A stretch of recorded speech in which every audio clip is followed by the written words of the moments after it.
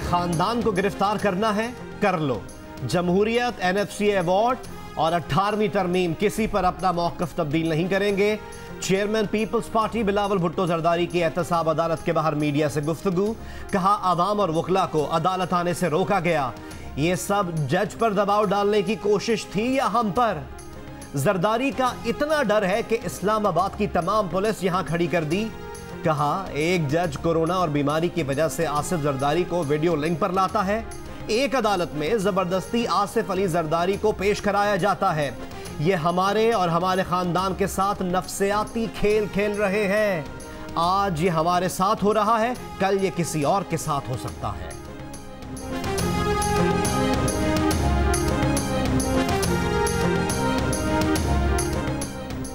चोरी का हिसाब देने के लिए बुलाया जाता है। ये कारकुनों को ढाल बनाकर इदारों को धमकाने आते हैं। रोजे अव्वल से कह रहे हैं, इनकी सियासत का महवर महज अपनी चोरी बचाना है। बिलावल भुट्टो जरदारी की मीडिया से गुफ्तगू पर वफाकी वजीर मुराद सईद का रद्द अमल। कहा, कौम को शरीफों और जरदारियों की सियासी तकरीरों में नहीं, पूछे गए सवालात के जवाबात में दिलचस्पी है। सियासत की आड़ में चोरी बचाने की इजाजत नहीं देंगे।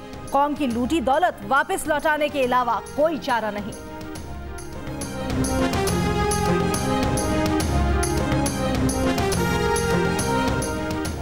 तोशाखाना रेफरेंस में साबिक सदर आसिफ अली जरदारी पर फर्द जुर्म के लिए 9 सितंबर की तारीख मुकर्रर। आसिफ जरदारी को आइंदा समाअत पर भी अदालत में पेश होने का हुक्म। यूसुफ रजा गिलानी, अब्दुल गनी मजीद और अनवर मजीद भी 9 सितंबर को तलब।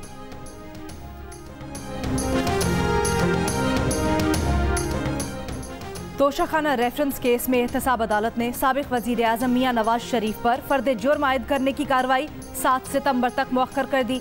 एहतसाब अदालत के जज ने कहा कि नवाज शरीफ को इश्तिहारी करार देने का मामला 25 अगस्त को देखेंगे। उस वक्त तक इस्लामाबाद हाई कोर्ट का फैसला भी आ जाएगा।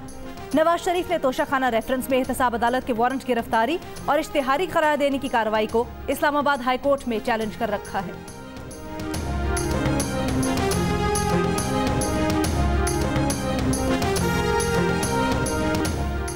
वजीर आजम इमरान खान ने कहा है कि मुल्क की मईशत से मुताल्लिक मजीद अच्छी खबरें आ रही हैं। समंदर पार पाकिस्तानियों की तरसीलात ज़र जुलाई में 2 अरब 76 करोड़ 80 लाख डॉलर हो गई। पाकिस्तान की तारीख में तरसीलात ज़र की ये सबसे ज़्यादा रकम है। जून 2020 के मुकाबले में तरसीलात ज़र में 12.2% इजाफा हुआ। जुलाई 2019 के मुकाबले में तरसीलात ज़र का इजाफा 36.5% है। विफाकी और सूबाई हुकूमतों का फैसला नजरअंदाज। प्राइवेट स्कूल्स एक्शन कमेटी ने फैसले के बाद कराची के मुख्तलिफ इलाकों में निजी स्कूल्स खोल दिए। रहनुमा action committee engineer Abdul Rahman कहते हैं, स्कूल तमाम एहतियाती तदाबीर के साथ खोले गए हैं। स्कूल मजीद बंद रहे तो तलबा का तालीमी साल ज़ाये हो जाएगा। सिंध हाई कोर्ट ने शुगर इंक्वायरी कमीशन और इंक्वायरी रिपोर्ट को कलअदम करार दे दिया। अदालत ने शुगर इंक्वायरी कमीशन के खिलाफ शुगर मिल्स मालकान की दरख्वास्त पर महफूज फैसला सुना दिया। अदालत का नैब, FIA और दीगर इदारों को चीनी की किल्लत और कीमतों में इजाफे से मुताल्लिक नई आज़ादाना तहकीकात करने का हुक्म।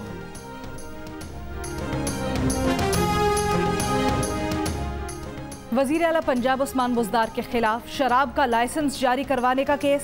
साबिक प्रिंसिपल सेक्रेटरी डॉक्टर राहील सिद्दीकी नैब लाहौर में पेश। PTI के रुकने सूबाई असम्बली गजनफर अब्बास भी नैब ऑफिस पहुंच गए। गजनफर अब्बास के खिलाफ बोर्ड ऑफ रेवेन्यू भक्कर से मुतल्लिक तहकीकात जारी हैं। मुस्लिम लीग नून के रहनुमा हनीफ अब्बासी भी नैब लाहौर में पेश हो गए। हनीफ अब्बासी पर पंजाब स्पोर्ट्स बोर्ड में मुबैना घपलों का इल्जाम है।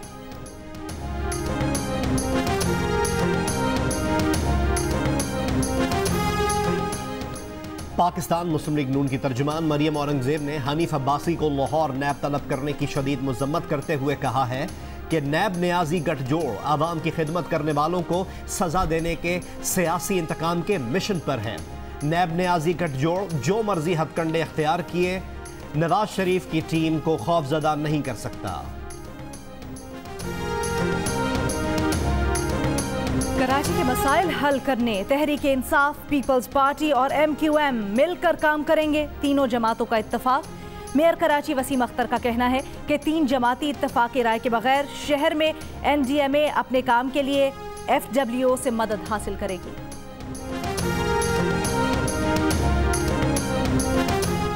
नौशेरा में 5 साला बच्ची के साथ ज्यादती और कत्ल करने वाला मुलजिम बच्ची का पड़ोसी निकला। मुलजिम गिरफ्तार, एतराफ जुर्म कर लिया। डीपीओ नौशेरा के मुताबिक मुलजिम ने ज्यादती के बाद शनाख्त के डर से बच्ची को कत्ल किया।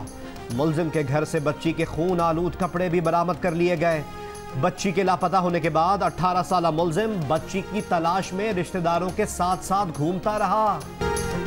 कोरोना के मामले पर विफाकी हुकूमत की कारकर्दगी आवाम को भा गई। पल्स कंसल्टेंट के सर्वे में 47% अफराद वबा कंट्रोल करने में हुकूमती कारकर्दगी से खुश नजर आए, तो institute for public opinion research के सर्वे में 51% अफराद ने विफाकी हुकूमत की कारकर्दगी पर इत्मीनान का इजहार किया। दोनों सर्वेज में मजमूई तौर पर 4000 से ज्यादा अफराद ने मुल्क भर से हिस्सा लिया।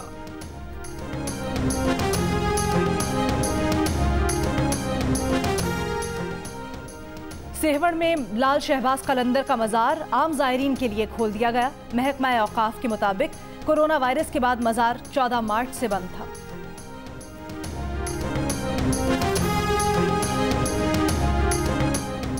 एक अरब 40 करोड़ रुपए की अदम अदायगी। आयस्को ने चेयरमैन सीडीए के दफ्तर की बिजली काट दी। मेयर ऑफिस मेलोडी और पीडब्ल्यूडी मेन ऑफिस G9 के कनेक्शन भी मुनक़ता कर दिए गए।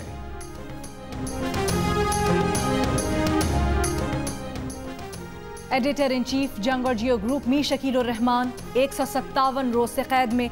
मीर शकील उर रहमान की गिरफ्तारी, रोजनामा जंग, द न्यूज और जियो टीवी बंद करने की कोशिशों के खिलाफ मुख्तलिफ शहरों में एहतजाज का सिलसिला जारी।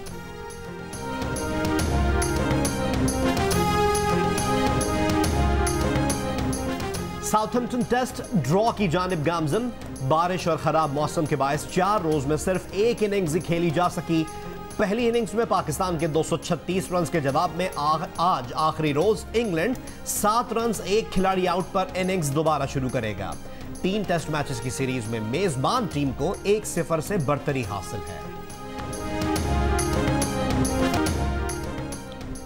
बॉलीवुड स्टार आमिर खान की तुर्क खातून अव्वल से मुलाकात पर भारतीय आपे से बाहर हो गए। सोशल मीडिया पर तबसरे शुरू कर दिए। आमिर खान पर पाकिस्तान के साथ मिलकर भारत के खिलाफ साजिश का इल्जाम लगा दिया। दुनिया में सिर्फ 25 खानदानों की दौलत 1.4 खरब अमरीकी डॉलर्स तक पहुंच गई। ब्लूमबर्ग ने 25 अमीर तरीन खानदानों की फहरिस्त जारी कर दी। 215 अरब डॉलर्स की आमदनी के साथ वॉल्टन खानदान पहले, 120 अरब अमरीकी डॉलर्स के साथ मार्स खानदान दूसरे और 109 अरब अमरीकी डॉलर्स के साथ दी कोच खानदान तीसरे नंबर पर है। अमेरिका का डेमोक्रेट नेशनल कन्वेंशन कल से रियासत विस्कॉन्सिन में शुरू होगा। जो बाइडेन को सदारत और कामिला हैरिस को नायब सदारत का उम्मीदवार बनाने की तौसीक की जाएगी। 3 रोजा कन्वेंशन के आखिरी रोज जो बाइडेन और कामिला हैरिस खिताब करेंगे।